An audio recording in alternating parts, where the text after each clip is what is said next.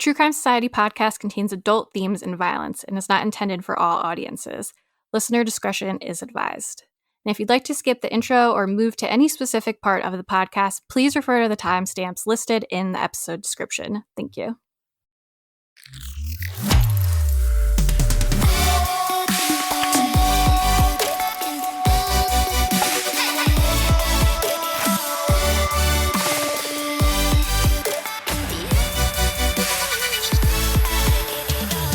What's up, guys? Welcome back to another episode of True Crime Society podcast with Stephanie and Olivia. It is March 15th, 2026. Weather update. Cold, shitty, gray again in New York. Sad. We got a little taste of the warm weather, but as people who live in this type of climate know, that was just like fake spring, faux spring.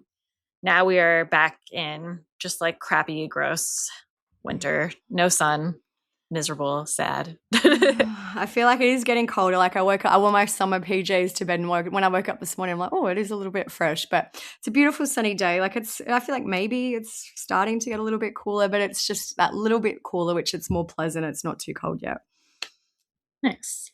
My my life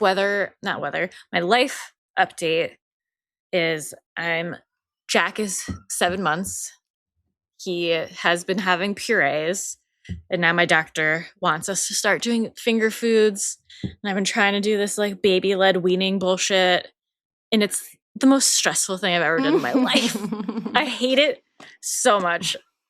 He's about to eat purees and mush until he goes to college because I can't do this.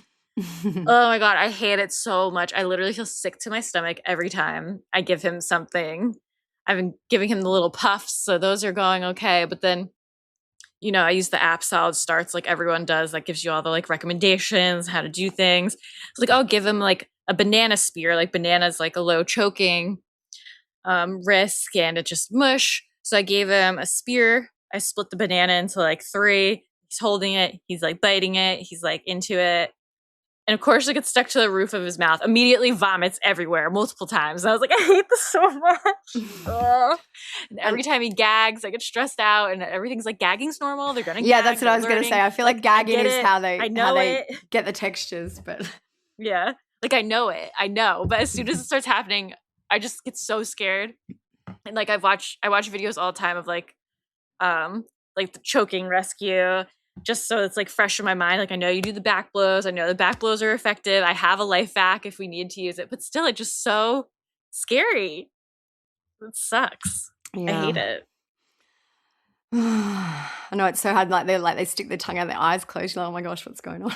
I know. I'm like, are you choking? Are you gagging? Like I know the difference, but still. And you just want to reach in and like fish out their mouth, but you're not supposed to do that either because you could push it. And it's just the worst. So that's where I'm at these days. Just every week is a new stress. Yeah. Speak of the devil. He just appeared. Baby man. I was talking about how stressful it is feeding him solids. Oh, great. We hate it. But what's going on with you? Not too much. So I had a funny little story. So I had my annual book club weekend away. This year we go to the same place. Like I had it this weekend. It's Monday here. So we go to the same place every year and we do the same things. But I didn't really like post much about it. It just came up really quick and all that. Anyway, so on Saturday night we went to the pub that we always go to. And I'm glad it was a bit early because we'd been at a bottomless champagne brunch. So everyone was feeling very happy, I guess.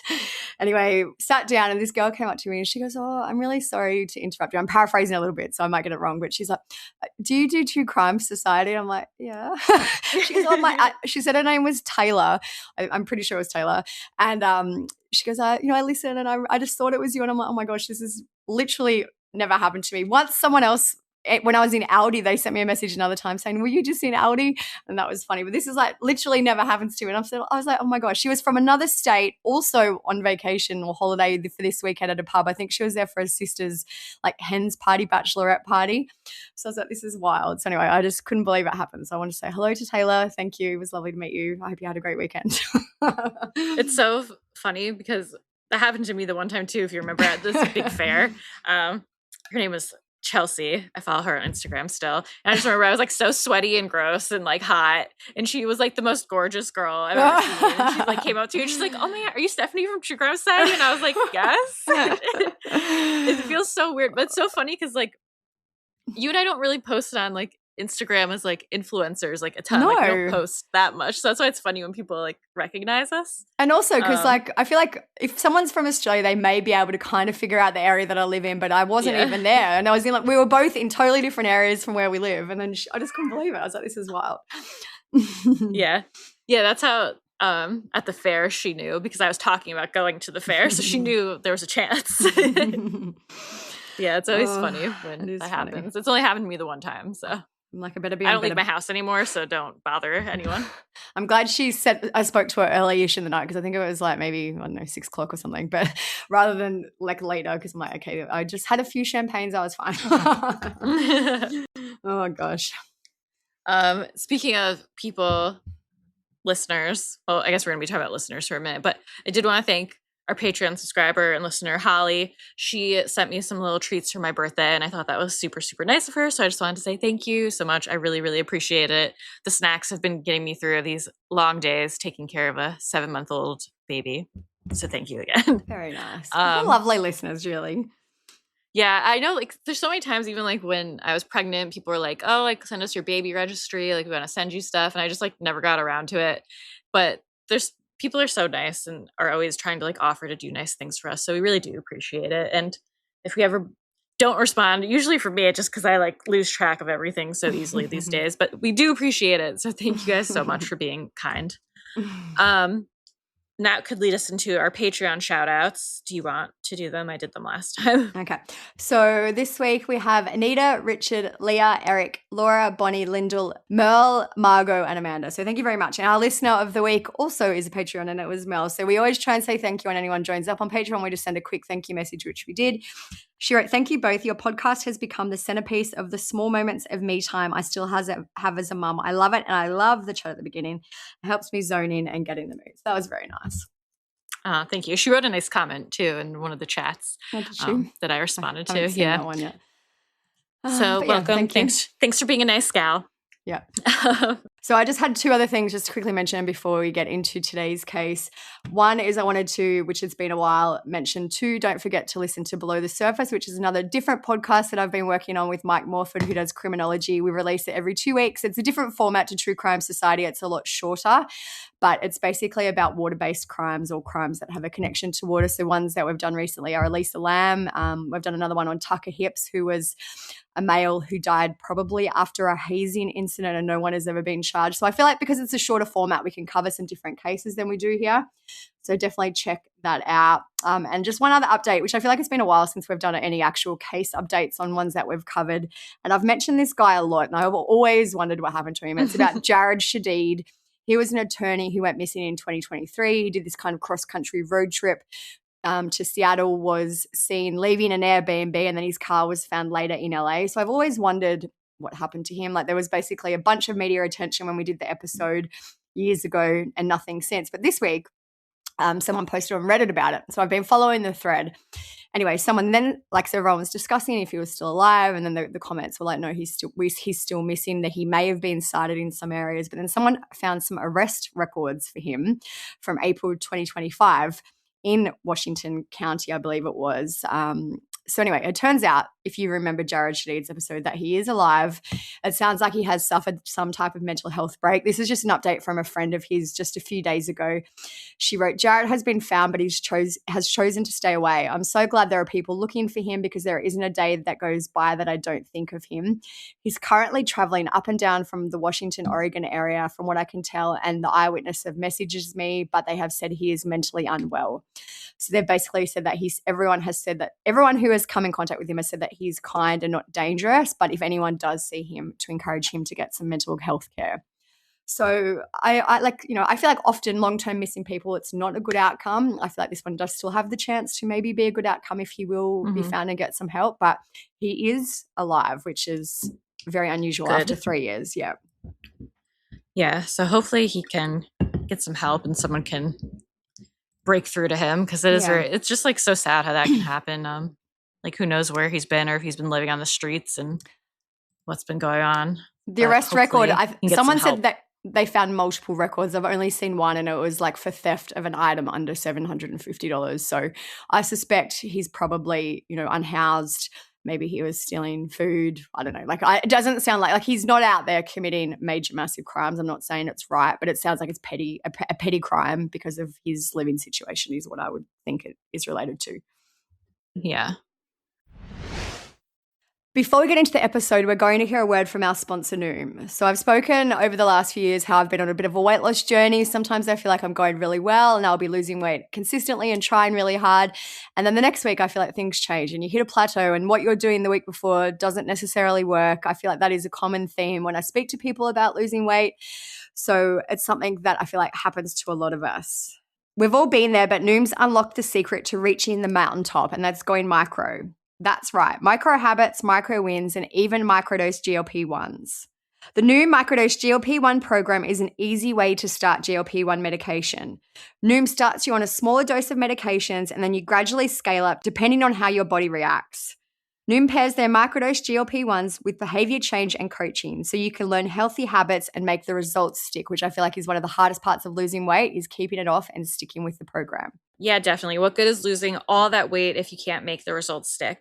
Noom found users lose on average 8 pounds in 30 days on their microdose protocol.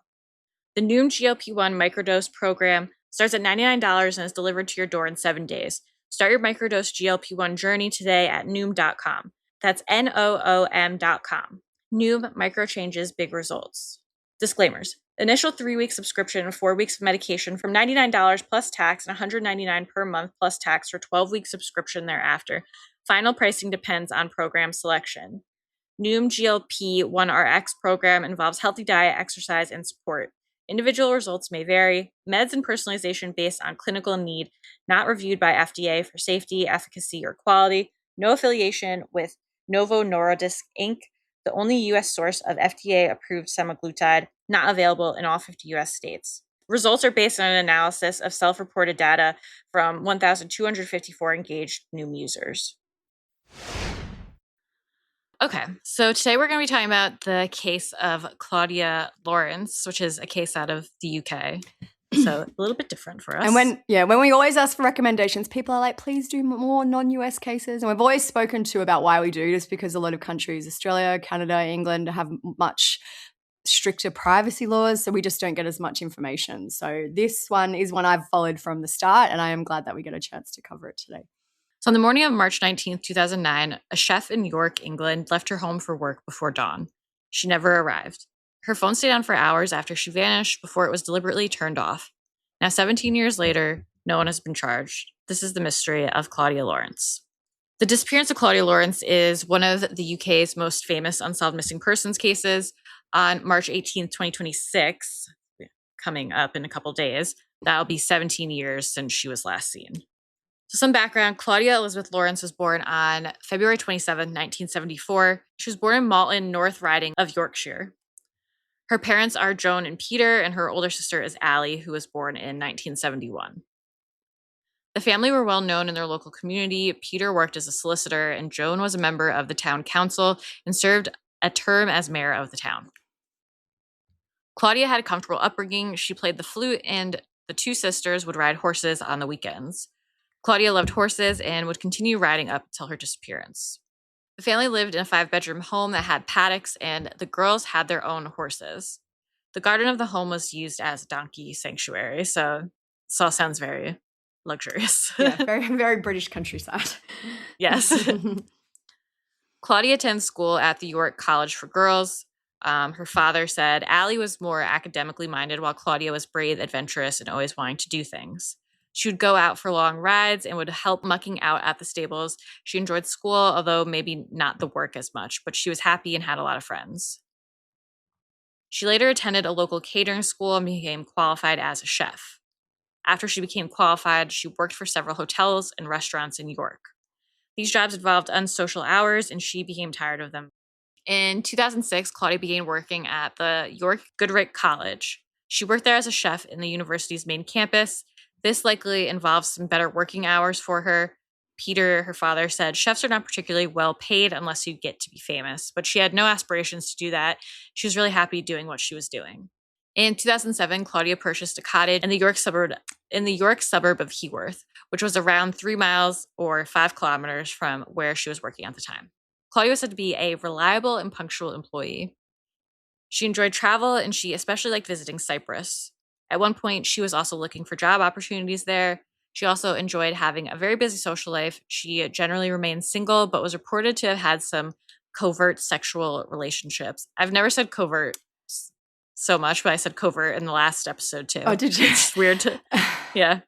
That's actually like a quote. We didn't write that. That's a quote from an article that said she was having these covert sexual relationships. Yes.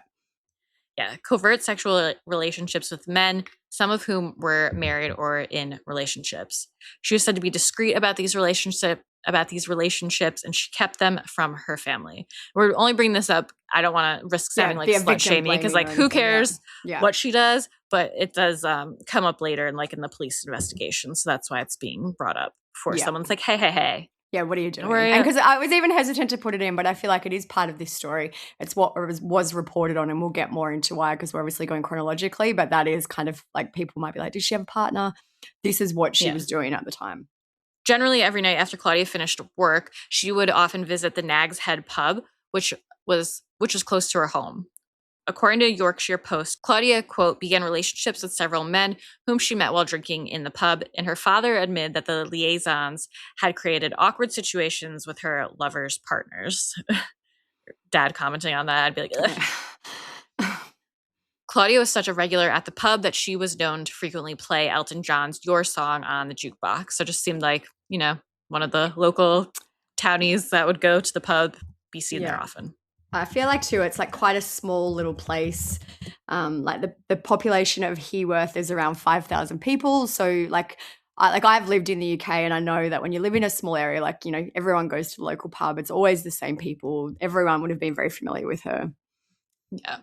Claudia's friend Jen said that she was a simple person and that she was fairly easily pleased. She liked to buy a new top now and again, go to the pub, see her horse, listen to music. She didn't desire the grand things in life.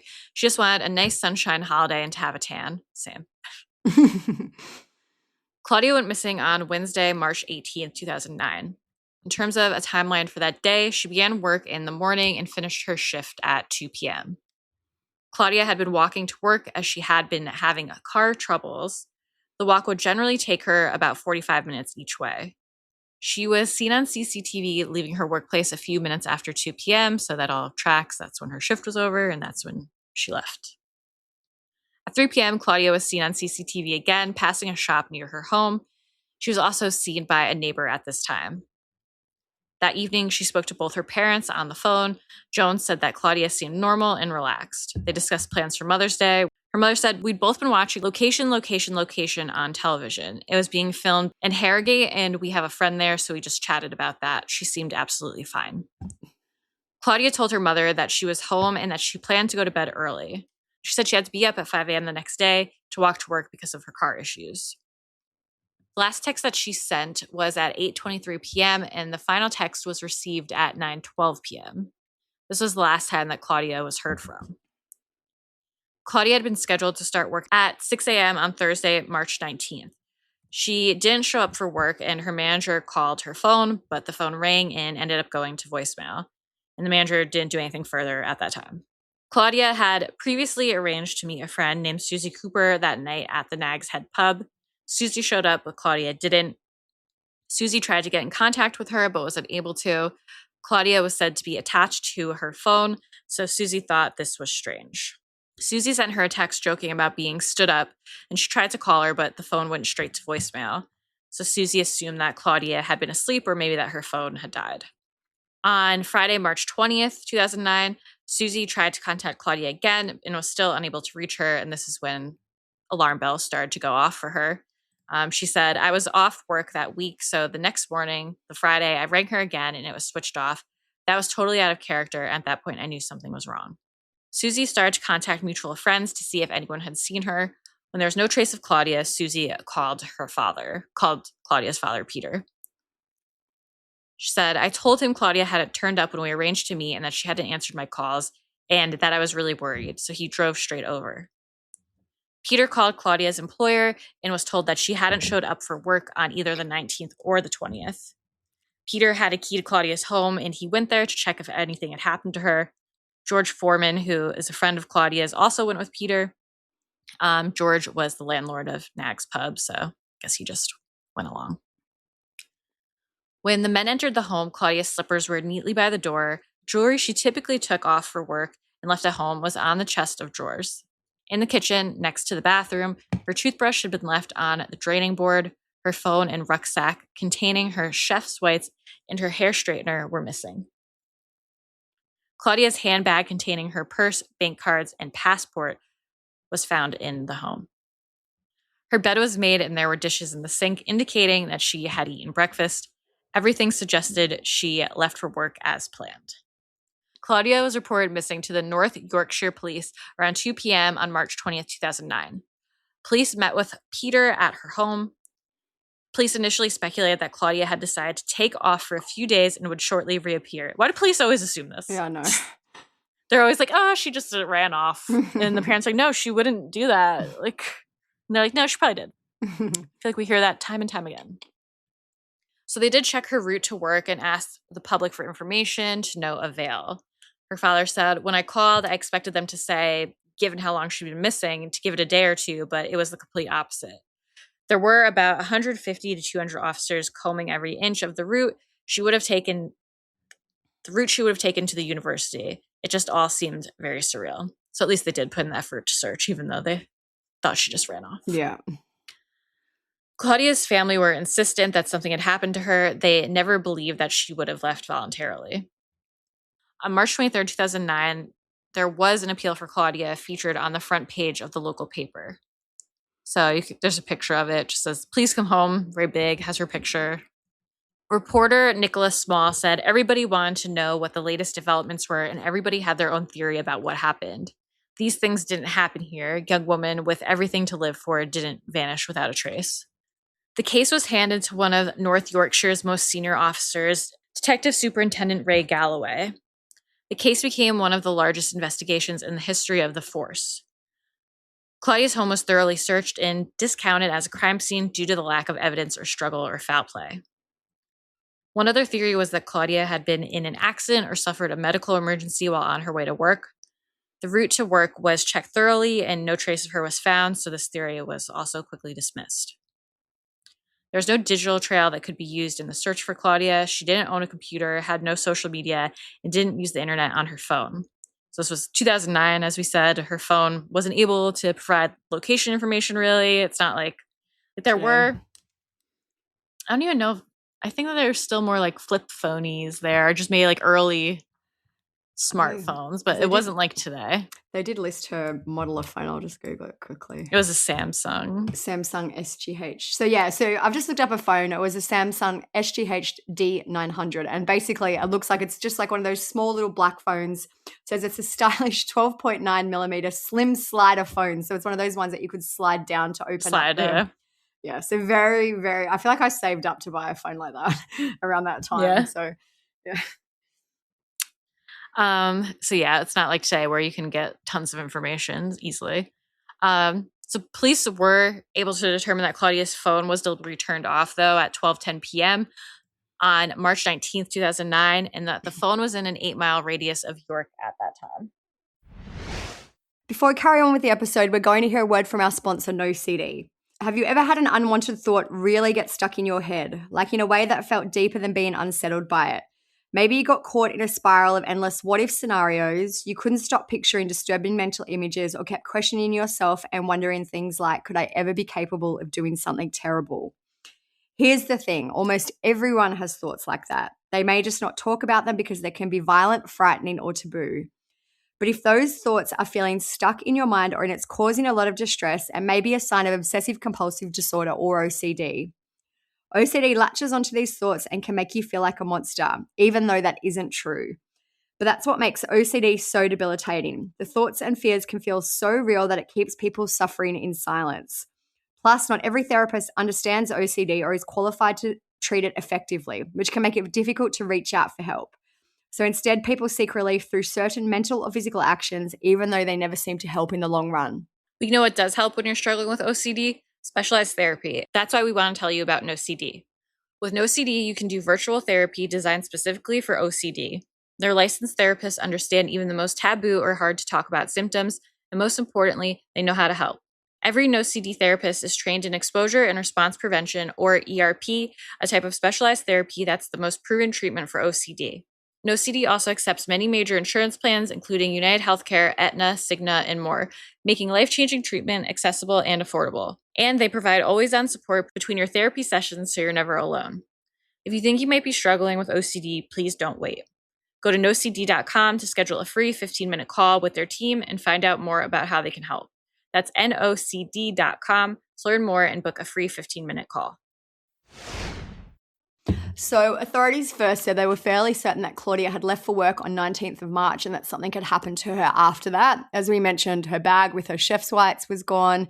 I guess, maybe she didn't ever take her handbag to work because, you don't really need your bank cards and that if you're just going straight to work and home. So maybe that would explain why that was left behind. But it looks like she'd performed her whole morning routine, brushed her teeth, had breakfast and left for work. Witnesses came forward and claimed to have seen Claudia that morning. One cyclist said they saw someone matching her description talking to her man who would eventually be called the left-handed smoker by police. The witness saw Claudia and the man at around 5:35 a.m. near the Melrose Gate Bridge. If Claudia had left for work at her normal time, she would have been at the bridge at around that time, so this sighting did seem pretty plausible.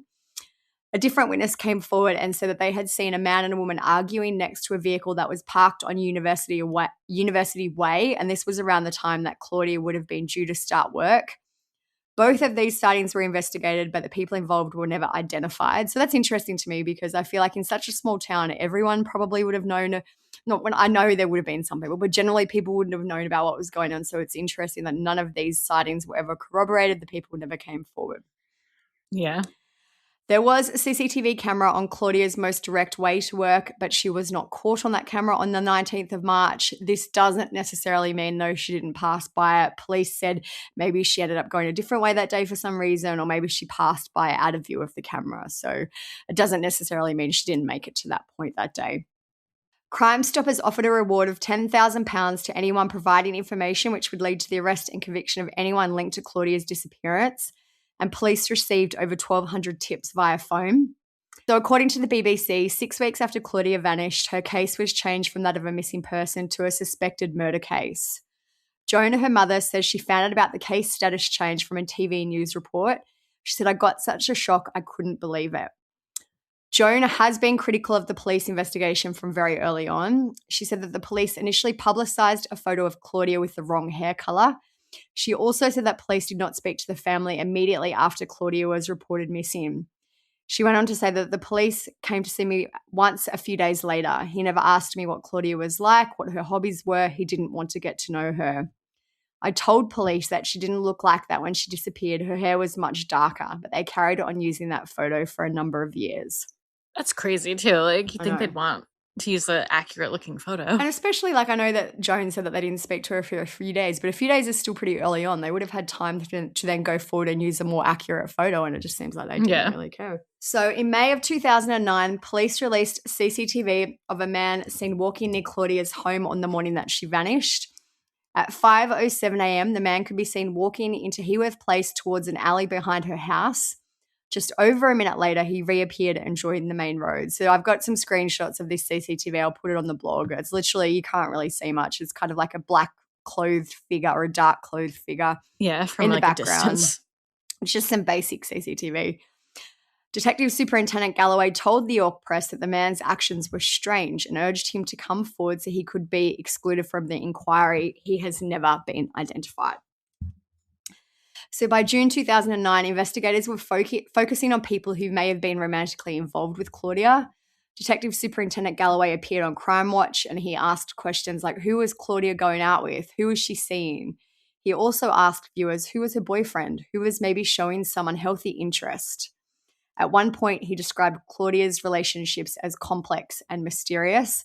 I did find another screenshot from an article that listed a bunch of the headlines that people were writing about this and her, I guess, her sexual relationships that she was having. These are just some of them. It says, Mystery of Claudia's Wild Secret Sex Life. The Secret Life of Missing Chef Claudia Lawrence and the Numerous Liaisons with Married Men. There's another one that says missing chef Claudia Lawrence got a kick out of married men and had 40 mystery lovers. So this is what we meant earlier when we were bringing up that aspect of her life, because the media did sensationalize it a lot and really ran with this kind of salacious aspect of the case at the time. Of course. One journalist said that, quote, Claudia apparently lived a significant part of her life in secret. For a privately educated daughter of a country solicitor, Claudia had some unusual acquaintances, and this remains the only missing persons case where I have been warned or threatened, not once, but twice. Very weird. Yeah. So a criminology lecturer at Lancaster University named Dr. Charlotte Barlow said, Claudia's sex life, her alleged affairs were represented in the press as being of key relevance to her case and status as a victim. Some of the main phrases used to refer to her were things like Scarlet Woman or Home Wrecker. And it's this kind of narrative and language which is underlying highly gendered assumptions. So Claudia was painted in some articles as being the other woman, which would be maybe a motive for someone to want to hurt her. Peter spoke about this and said Claudia was given a hard time by one or two of them, but I don't think there were any physical attacks. Her friend Susie said if this was a man, this kind of behavior would not have been an issue, which I absolutely agree with. Mm-hmm. And her friend Jen said there was a marked change when the salacious stories started. They didn't mention Claudia, the great friend, the loving daughter, the chef who went to work even if she was on death's door. She went on to say she may have been seeing someone, she may have been going on dates we didn't know about, but really it was a non-thing as far as we were concerned. She wasn't exclusive with anyone at the time. She wasn't married and she didn't have kids to look after. She was just living her life, and why not? So Peter has spoken out about finding out about Claudia's relationships. He said it was obviously difficult to hear, and of course the media just went crazy with it. But she was a 35-year-old single woman. It would have been more unusual if she hadn't have had any relationships. So the pub, as I mentioned, it is a pub, but a lot of pubs, and it's the same here, have kind of like accommodation on top. They may have like a few rooms that you can rent out, which it sounds like the Nags had because police did end up taking bed sheets from the pub to investigate. They interviewed regulars at the pub, but no concrete evidence was ever found relating to Claudia's disappearance. In September of 2009, police began to look more into the possibility that Claudia had maybe taken off to Cyprus to live, even though she left her passport and bank cards at home. Detective Superintendent Galloway said that Claudia knew several people who may live on the island and that she may have received job offers while she was there. He also stated that some people who had been interviewed had been reluctant and less than candid when spoken to, and that a team of officers had been sent to Cyprus to interview people who knew Claudia. It was reported that the last text message Claudia received was from a man who lived on the island. You know, I feel like absolutely it should be investigated, but it seems highly unlikely that she went there. Another aspect they looked at was that a building at the university called the Ron Cook Hub was being built in 2009. There were rumours that Claudia had been involved with a man or men who had been working on that project. Reporter Mike Laycock said with that building project, there was a lot of concrete being put down and there was the suggestion that she may have been dumped under there. In October of 2009, police revealed that they were trying to track down the driver of a rusty white van who had been trying to talk to women in their area at the time that Claudia disappeared. So a lot of noise in the case. Like, did she take off for Cyprus? Was someone like maybe the partner or someone she was involved with? Was she buried under this concrete? Like, just so many things going on. Like, I feel like in a lot of investigations, there's like maybe one more likely aspect or one avenue that they were going down, but it just seems like there was a lot going on in this case. I was just thinking that too. It seems like there's a lot of like talk, but they don't really seem to know anything. So there's so many like ideas. Yeah. So in July of 2010, which was 16 months after Claudia disappeared, the investigation into her case was scaled down. In February of 2011, Crime Stoppers withdrew the reward that they had offered. Detective Superintendent Galloway has spoken about the case at that time, and he said that he had spent many restless nights thinking about her. He said, "It does haunt me. There is every potential that we have spoken to her killer." Detective Superintendent Malin conducted a review of the case in 2016, And he said, I still strongly favor the theory that the person or persons responsible for Claudia's disappearance was someone or several people who were close to her. It was either very well planned or there was a huge element of luck to have gotten away with so far at least. He went on to say, in my view, they have probably been helped by the fact that those closely associated with Claudia have withheld key information. His team had at that point spent 2 years unearthing new significant leads and theories. The most significant change at that time was that whatever had happened to Claudia actually happened on the 18th of March 2009 and not the next day, which I don't know. I still am not sure how I feel about that because where was her, her chef's clothing, all that type of stuff. Like, I guess her bed could have still been made from the day before if she'd ended up going to bed, but that was kind of a change in the investigation at that point. I wonder if she, as you were talking about before, like normally would bring her like wallet or purse or like with her debit cards with her. Because I always would bring mine, but I guess I don't really live in like a walking town. Yeah. But it just seems weird to leave that behind unless she normally did. Yeah. So after this new review was completed, Claudia's house was forensically re-examined using technology that had not been available in 2009. This search turned up new fingerprints and DNA, and as far as I can tell, they haven't been identified to this day. If they have, the police haven't said anything, but they did apparently find some new evidence at the time. I did find it interesting because they said the house was thoroughly searched, but as they mentioned, new technology, things evolve and develop, so maybe they were very lucky to be able to go back in and get it all these years, 6-7 years after she went missing. Police also searched on their hands and knees in the alley behind Claudia's home, as it believed if there was a perpetrator in her house that night, that person would have used the alley. So again, I feel like 7 years later is a bit late, but I guess at least they're doing it. So police also eventually found CCTV from the 18th of March 2009 that showed a man that was similar to the one seen the next day on the 19th of March, the man we mentioned earlier. The new footage was shot by the same camera to the previous evening and appeared to show the same man in the same place. The man walked into Heworth Place and out of shot before reappearing about a minute later, stopping briefly while someone up ahead walks across the road. So North Yorkshire Police said that this person remains a key person to trace, which is kind of interesting. Like, I don't know why they wouldn't have looked at the day before. I guess they were just focused on the 19th. And then when they went back and found the footage, this man does look like the same guy, but it really essentially could be anyone. It just looks like a normal. I was just going to say, what sucks is like, you really can't tell who you could know the person. You probably wouldn't really be able to tell. Yeah. Like, yeah, absolutely. You can't say facial features. You may know from the body type maybe, but it's not like you'd be like, yep, that's John or whoever. You would have no idea. So in 2014, police did make the first arrest in Claudia's case, and this info is from the BBC. It says a house in North Shields was searched and a pub in York had its cellar dug up. For reasons that remain unknown, Claudia's phone had been traced to that area in the weeks before she vanished. A 59-year-old man was held on suspicion of murder, and a 46-year-old man was held on suspicion of perverting the course of justice. Both were released later that year without charge. The following year, hopes were again raised when 4 local men who drank in the Nag's Head were arrested on suspicion of murder.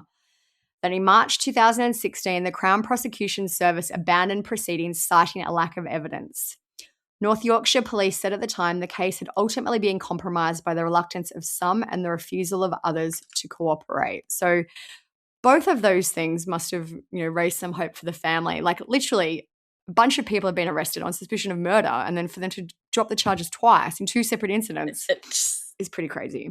It just seems like they have no idea. Yeah. So in 2018, police announced that they had been unable to identify the suspect from DNA, but they had found a cigarette butt in Claudia's car.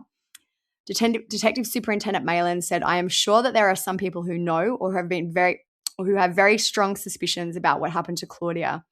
For whatever reason, they've either refused to come forward or have been economical with the truth. He went on to say, I'm left with the inescapable conclusion that this case could be solved if only people were honest with us. The fact that they are not is agonizing for Claudia's family, and they should be ashamed of themselves. So by 2019, the case was said to be in the reactive phase, meaning that it would only be reviewed if new information came to light. Detective Superintendent Malin said at that time, North Yorkshire Police will never give up on Claudia and her family. In August and September of 2021, police conducted a search on the Sand Hutton gravel pits, which is a wooded area around 8 miles or 13 kilometres from the York city centre. This search was prompted by new evidence, but police wouldn't elaborate on what it was. They drained a lake in the area, and they also used ground-penetrating radar and cadaver dogs. At the end of the search, though, nothing significant was said to be found. There is one other case when I was researching that people bring up as maybe being related to Claudia because there are some parallels. In 2011, Shana Callahan was murdered after leaving a nightclub and starting to walk the 20 minutes home in Swindon in England. A licensed taxi pulled up to Shana and offered her a ride home, and she accepted. Instead of taking her home, though, the driver, who was a man named Christopher Halliwell, took her to a secluded location and murdered her. So that was 2011. In 2009, when Claudia disappeared, Christopher was living in Swindon, but he had links to Yorkshire as his father lived there. Police have stated there is no direct evidence that links Christopher to Claudia's case, and they said they have him on CCTV buying petrol in Swindon before around the time that Claudia disappeared. John spoke about the possibility of the two cases maybe being linked, and he said the police may have not proved that he had anything to do with my daughter's disappearance, but they haven't disproved it either. So Peter campaigned for Claudia's law to be instated, which would allow families to manage a missing person's finances and property. This happened after Claudia's family were unable to sell her house on which her mortgage and other charges accumulated. Before we finish up with the episode, we're going to hear a word from our sponsor, Nutrafol. Let's be real, we know that women have been sold every miracle product under the sun. 30-day transformations, quick fixes, overnight results, and somehow none of them actually last. That's why Nutrafol stands out. It's not about hype, it's about committing to a simple daily routine that supports hair health from within so that the results actually build over time. Nutrafol is the #1 dermatologist recommended hair growth supplement brand, and it's the #1 hair growth supplement brand personally used by dermatologists. Nutrafol's hair growth supplements are peer-reviewed, NSF certified for sport, and clinically tested to measure improvements in hair growth, quality, and strength. It's not a one-size-fits-all approach. Nutrafol offers multiple formulas for men and women, tailored to different life stages like postpartum or menopause, and lifestyle factors such as plant-based diet, so you get support that's actually right for you. Adding Nutrafol to your daily routine is easy. Order online, no prescription needed, with automated deliveries and free shipping to keep you on track. Plus, with a Nutrafol subscription, you can save up to 20% and get added perks to support your hair health journey. Let your hair be one less thing to worry about. See visibly thicker, stronger, faster-growing hair in 3 to 6 months with Nutrafol. For a limited time, Nutrafol is offering our listeners $10 off your first month subscription and free shipping when you visit Nutrafol.com and enter promo code TCS. That's Nutrafol.com, spelled Nutrafol.com, promo code TCS. So Peter passed away in 2021, never knowing what happened to Claudia. Joan has said that she does not believe Claudia is dead as she has no cut-off feeling. She went on to say, I get up in the morning and see what the weather's like. If it's snowing, Claudia wouldn't have liked it. She hated the cold. In the supermarket, I see tulips, her favorite flower. You have to keep going. If I stay in bed all day looking at four walls, what good will that be? I will not give up hope. One day I will find out what happened to my daughter. So now, even 17 years later, it is amazing that she has that hope. You just think it's so highly unlikely that Claudia is still alive. Even if she was alive for a period of time, I guess maybe she could have taken off. I just feel like it's a pretty unlikely theory. Yeah, agreed. So as we mentioned, this week literally marks 17 years since Claudia vanished. I guess, in terms of the main theories, one would maybe be that she took off to start a new life. Maybe she got in deep in over her head in some type of relationship scenario and she felt the best way was to take off, maybe to Cyprus. I feel like this is a very highly unlikely scenario. Why would you remain hidden for 17 years if it was about a relationship? You could just literally leave the town and go and move somewhere else if it was that bad. There'd be no need to go missing about it. It doesn't really seem like she cared, and no. If there was drama like that, I feel like there'd be more of a trail, more people would know about it. If it was something that serious, would her friend Susie would probably know about it, people would probably know something about it. And I feel like it seems like Claudia, even though they said she was discreet about the relationships, I feel like it sounds like people still knew about them. All these men who were arrested at the pub. Anyway, I guess that leads into the next theory, but the other theories that we've read about is that Claudia was killed by someone she knew. There was apparently no evidence of forced entry at her home. Maybe she left her home voluntarily to go to work. She met someone she knew on the way. Something happened. Someone pulled up in a car. I was like, get in the car, we need to talk. And she did. And then they had an argument, something along those lines. Yeah. Perhaps a secret relationship turned violent. Maybe Claudia threatened to tell someone's partner about an affair. or a person became jealous of Claudia maybe having other relationships. Like maybe, I don't, like, this is just a name. Maybe she was seeing a guy called John and John wanted her to be exclusive and she wouldn't. Like those type of scenarios, just involving jealousy, which I feel like maybe it is along those lines. I don't think this was likely a random attack. I don't think she was walking to work at 5:30 a.m. and just randomly got picked up by someone. I feel like this sounds like it was more of an intimate relationship related crime for whatever reason, if it was someone's wife or partner, if they were jealous, or someone she was maybe in a relationship with. I do feel like these people from the Nag's Head may be involved. Like I've spoken to a few people about this and they've, obviously we're not naming names because the names aren't public and they've never been charged, like the charges were dropped. But it sounds like police believe a lot of people who were regulars at the pub know more about what went on and maybe they all kind of worked together to murder Claudia and get rid of the body. I feel like for me that would be the most likely explanation. Yeah, it's just like weird because there's really nothing to point you in any direction at all. Like we did this whole episode with all this information, but there's really no actual information, it seems like. Yeah. Besides that she had like relationships with men who may have been married. But just weird because it's like they suspect that she was home and getting ready for work. So something that happened early in the morning. But like what you said, maybe someone came up and wanted to talk to her. She got in the car with them. Maybe someone offered to give her a ride to work since she was having car troubles. I guess the other scenario that we haven't really spoken about is because police initially said they believe she went missing kind of on the morning of the 19th of March, and then they reverted back to saying maybe something happened to her the night before. So maybe she was in a relationship with someone and that person's like, hey, come over and stay the night. So she packed a work bag. Yeah, maybe. And went. But then also, if you were going overnight, wouldn't you take your bank cards and things like that? Like what if you needed money? I don't know. Like maybe she had cash. Maybe she had some cash and she thought that'll be enough to get me through till tomorrow. I don't know. But I could see that being a scenario for how something may have happened the night before. But then also, wouldn't she be maybe more seen on CCTV? I don't know. I do. It's just weird that her chef clothes are missing, but her debit card and wallet and stuff is there. So. Yeah, I agree. Like I feel like if I'm going anywhere, I take my bag. Even if I'm just going for 5 minutes down the road or whatever, I always take. I always do. But maybe, like she could have had cash and that she, they said her rucksack was missing. So maybe she did have, some cash in the bag and that was it. So I do think the police probably have an idea about what happened. They just aren't able to prove it. Like when it says the local men who drank in the Nag's Head were all arrested on suspicion of murder. So, and it did say that comment about how people are lying to them. So I bet like this local townie group that goes to the bar often maybe knows some things or has heard some whispers, but is obviously not sharing. And they've reiterated it many times. Like one of the quotes, in my view, they have probably been helped by the fact that those closely associated with Claudia have withheld key information. And the other one is, I'm sure that there are people who know or have very strong suspicions. For whatever reason, they've either refused to come forward or have been economical with the truth and that they haven't been honest with us. So I wonder too, like obviously it's been 17 years. If these men were in their 50s and 40s, they will be aging now.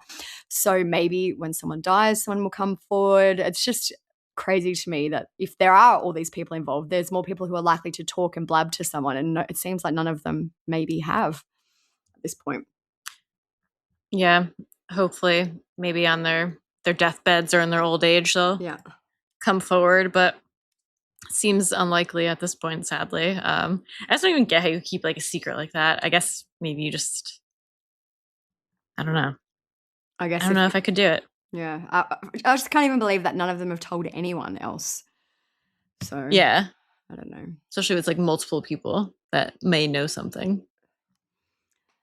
So I did read an article. I'll just say this because it's kind of interesting. So there isn't like, I was obviously Googling, this is an older case now.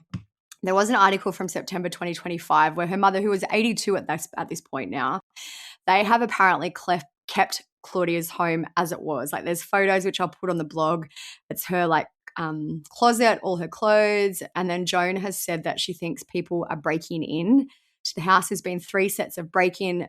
Someone moved some of Claudia's underwear and left it hanging out of the closet. Weird. Yeah, and then it says a pink paper raffle ticket was found on the kitchen floor, and Joan is questioning as if it may be a clue left deliberately for her. She said, as soon as I unlocked the front door, I knew someone had been in the house, and I'm convinced this is now the third time.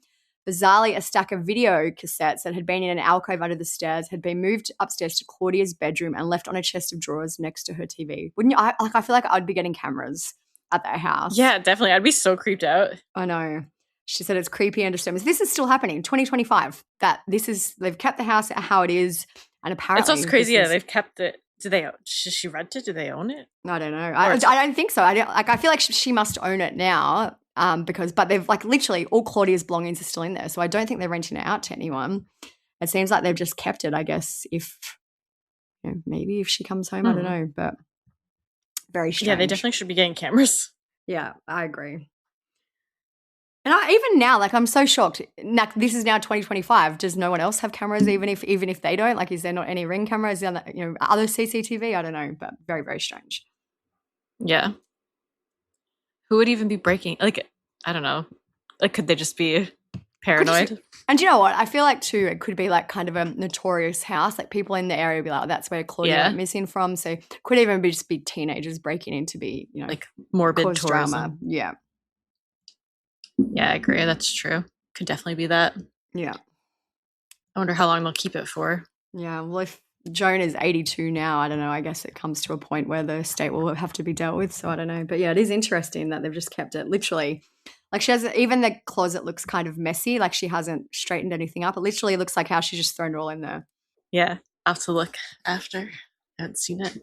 All right, so that's really it for this episode. Be interested to hear what everyone thinks. So let us know either in the Spotify comments or on Instagram what you guys think could have happened. Everything will be on the blog at truecrimesocietyblog.com. As always, if you want to see any of our sources or just read more about the case, make sure you're following us on Instagram at True Crime Society. We're always posting new updates and new cases and updates on old cases, following the latest breaking news always. Still no Nancy updates as of now. Yeah. Crazy. Maybe by the time this comes out, we always say, who knows? If you want to follow my account, mine is StephSum_ Olivia's TCS Olivia. If you want to see what we're up to, check out our Patreon. We do weekly bonus episodes, so you'd get all the episodes ad-free plus an extra episode every week, and you'd get a nice shout out on this episode, on the main episodes, and we have some chats on there and lots of stuff. Hopefully we'll be doing more with Patreon soon. We have plans, maybe. We have thoughts.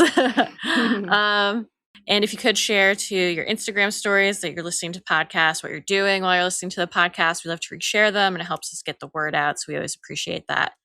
But that is it. So thank you guys so much for listening. Stay safe out there. Peace out.